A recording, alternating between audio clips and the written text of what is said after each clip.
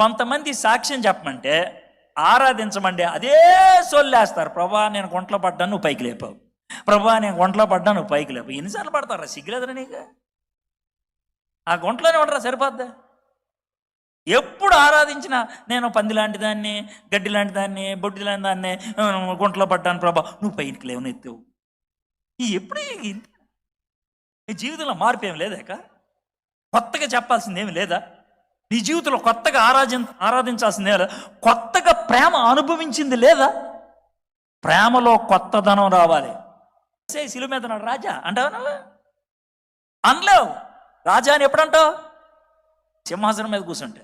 మనం ఎంత గలీజ్గాలం అంటే ఆయన సిలువ ఎక్కించి రాజ్యా రాజ్యా పాడబడతాం. ఎంత గలీజ్గాలం చూడండి అసలు. ఆయన హార్ట్లో ఉండే సిలువ మీద, పెదాల మీద ఉండే రాజ్యా రాజ్యా